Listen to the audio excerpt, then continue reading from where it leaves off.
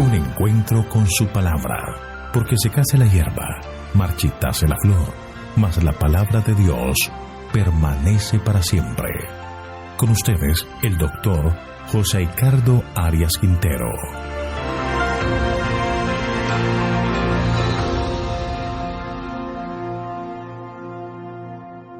Hoy vamos a estudiar Mateo capítulo 24, versículos 1 al 3.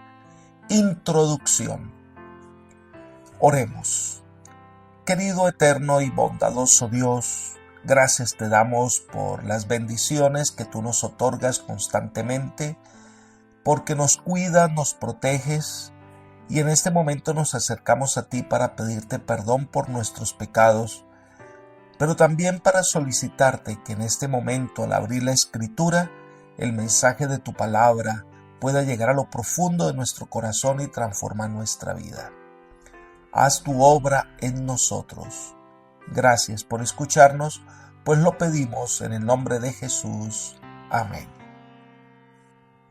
Mateo capítulo 24 es uno de los capítulos más citados del libro de Mateo, donde se exponen las señales de la segunda venida de Cristo. Al estudiar este pasaje en particular, debemos considerar que el Señor mezcla los acontecimientos que tienen que ver con la destrucción de Jerusalén y las señales del fin del mundo. No es fácil establecer una línea divisoria sobre estos dos temas.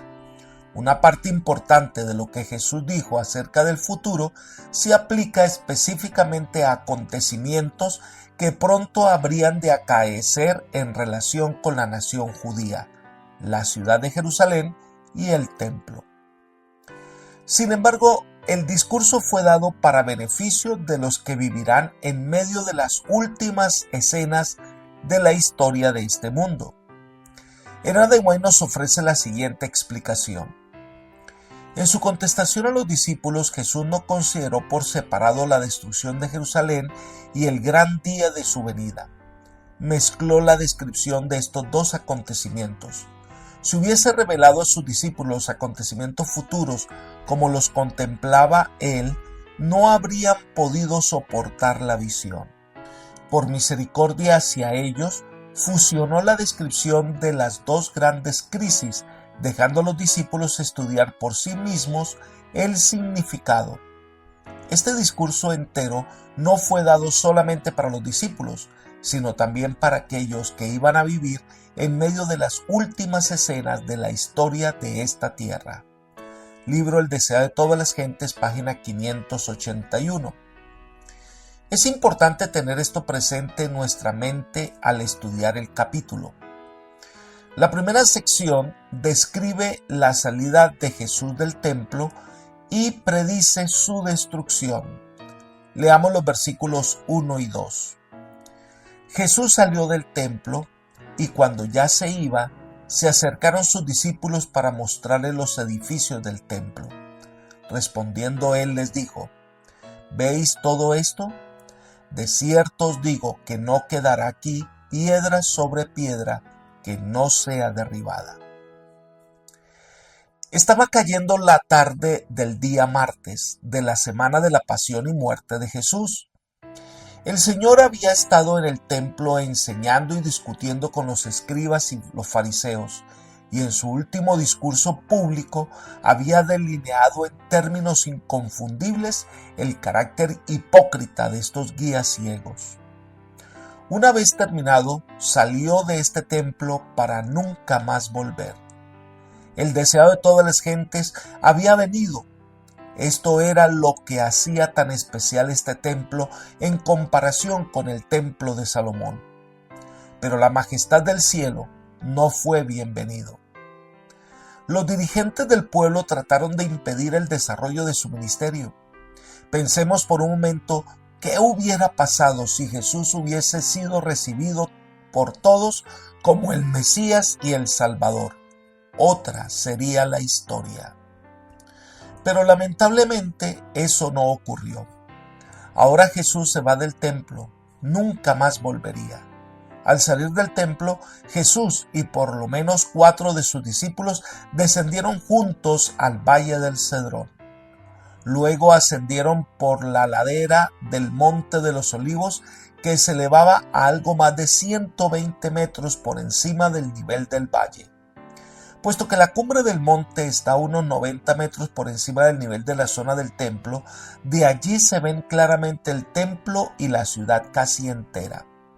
Sin embargo, la construcción del templo era exuberante. Los pisos de mármol, sus paredes bien elaboradas, sus columnas grandes. Cuánto empeño, cuánta dedicación para levantar ese hermoso edificio. Los discípulos miraron ese maravilloso edificio y le pidieron a Jesús que por un minuto contemplara esa majestuosa obra. El relato paralelo que aparece en Marcos capítulo 13, versículo 1 registra: al salir Jesús del templo, le dijo uno de sus discípulos: Maestro, mira qué piedras y qué edificios. El templo era el orgullo y el gozo de todo corazón judío. Elena de White describe ese momento así: mientras salían con él del templo, llamaron su atención a la fortaleza y belleza del edificio. Las piedras del templo eran de mármol más puro, de perfecta blancura, y algunas de ellas de tamaño casi fabuloso. Una porción de la muralla había resistido el sitio del ejército de Nabucodonosor. En su perfecta obra de albañilería parecía como una sólida piedra sacada entera de la cantera. Los discípulos no podían comprender cómo se podrían derribar esos sólidos muros. Al ser atraída la atención de Cristo a la magnificencia del templo, ¿cuáles no deben haber sido los pensamientos que guardó para sí aquel que había sido rechazado? El espectáculo que se le ofrecía era hermoso en verdad, pero dijo con tristeza: lo veo todo.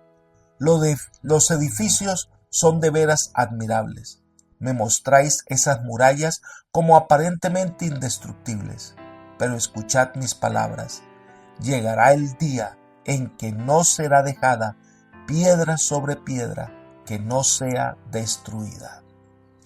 Libro El deseo de todas las gentes, página 581. Los discípulos contemplaban el templo, su magnificencia, su belleza, pero para sorpresa de ellos Jesús les dijo: ¿veis todo esto? De cierto os digo que no quedará aquí piedra sobre piedra que no sea derribada. ¡Qué terrible predicción! Y literalmente se cumplió cuando los romanos tomaron la ciudad en el año 70 y destruyeron el templo. Tito Vespasiano, el gran general romano, quiso mantener el templo intacto. Había órdenes claras que no destruyeran el templo, pero en el fragor de la batalla, el templo fue incendiado y destruido, y esta profecía se cumplió. Elena de White afirma: los hombres continuarán levantando costosos edificios que valen millones.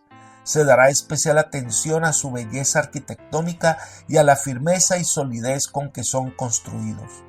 Pero el Señor me ha hecho saber que a pesar de su insólita firmeza y su costosa imponencia, esos edificios correrán la misma suerte del templo de Jerusalén.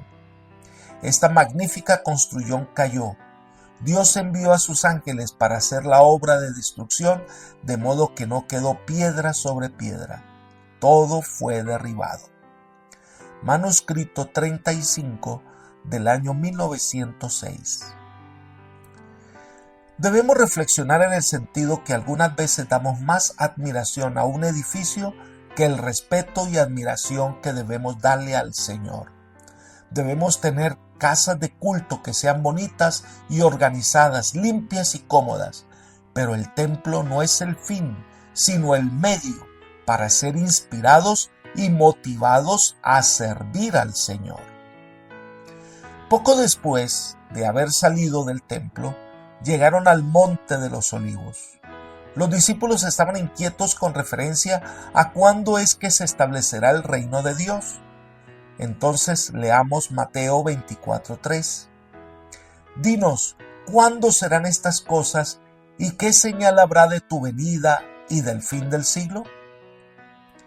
Era difícil que los discípulos captaran la importancia de las declaraciones de Jesús en cuanto a la destrucción del templo. especialmente en relación con acontecimientos recientes, tales como la entrada triunfal y la segunda limpieza del templo, que parecían indicarles que el reino mesiánico estaba a punto de establecerse. Sin duda se llegaron a Jesús en forma privada porque se habría considerado como traición el hablar de estas cosas en público. Así que tomaron aparte a Jesús para preguntarle: ¿cuándo acontecerá esto y lo que tiene que ver con el fin del mundo? Pero para ellos, que no entendían todo lo que Jesús enseñaba, era el mismo acontecimiento. Acariciaban íntimamente la esperanza de que en cualquier momento Jesús habría de proclamarse rey y que sería aclamado por la nación como el Mesías. En vista de esta esperanza, ¿cuándo ocurriría la desolación del templo? Ellos en esta pregunta, ¿cuándo será el tiempo de tu venida?, estaban haciendo referencia a la creencia popular que sostenía que cuando viniera el Mesías desaparecería por un tiempo y que cuando reapareciera nadie sabría de dónde había venido. En la mente de los discípulos, estas cosas, la destrucción del templo y la segunda venida de Jesús en ocasión del fin del mundo, estaban estrechamente entrelazadas. Suponían que estos acontecimientos ocurrirían en forma simultánea o al menos en rápida sucesión. Recordemos que después de la resurrección de Cristo, todavía ellos no entendían y vinieron a preguntarle lo que aparece en Hechos capítulo 1 versículos 6 y 7. Entonces los que se habían reunido le preguntaron, diciendo: Señor, ¿restaurarás el reino de Israel en este tiempo? Y les dijo: no os toca a vosotros saber los tiempos o las sazones que el Padre puso en su sola potestad. Los discípulos no comprendían aún que la nación judía rechazaría a Jesús y que a su vez sería rechazada como pueblo escogido de Dios. En ese momento, el conocer los acontecimientos futuros les hubiera resultado demasiado difícil. En verdad, los discípulos se habían mostrado incapaces de comprender la instrucción que Jesús les había dado en repetidas oportunidades por espacio de casi un año acerca de su inminente sufrimiento y muerte. Casi no pudieron soportar la predicción de estos acontecimientos. Pero la pregunta a los discípulos no es solo sobre su venida, sino sobre el fin del siglo, o como en otras versiones leemos, el fin del mundo. El problema es que esta expresión se usaba en la literatura apocalíptica judía para referirse al fin del presente orden de cosas y el comienzo de la era mesiánica. Al formular su pregunta, los discípulos tenían en cuenta los mensajes mesiánicos de los profetas del Antiguo Testamento. Sin embargo, ellos, al igual que muchos otros judíos, no comprendían que las promesas hechas por Dios a Israel solo podían cumplirse si se daban las condiciones necesarias. Así que Jesús combinó en su respuesta a la pregunta de los discípulos la descripción de acontecimientos relacionados con el fin de la nación judía como pueblo escogido de Dios y acontecimientos que tenían que ver con el fin del mundo. No siempre puede trazarse con nitidez la línea demarcatoria entre las dos. Lo hizo de esta manera con el fin de que los discípulos con el tiempo llegaran a entender la importancia de este mensaje y entendían que se refería no solo a la destrucción de Jerusalén, sino que también les estaba hablando de los acontecimientos del fin del mundo y el establecimiento del reino de Dios. Apreciado amigo y hermano, los discípulos no comprendían del todo, aún ni siquiera su propia pregunta. La reflexión que tenemos para el día de hoy es que el Señor nos ha dado suficientes evidencias en su palabra de los planes que tiene para cada uno de nosotros. La pregunta es si lo estamos comprendiendo y si estamos asimilando las enseñanzas de Jesús. Por eso hoy te invito a evaluar tu vida, a tomar decisiones que estén conforme a las bendiciones que Dios desea otorgarte. Que el Señor te bendiga y te guarde, y te guíe por sendas de paz, es mi oración por ti. Amén.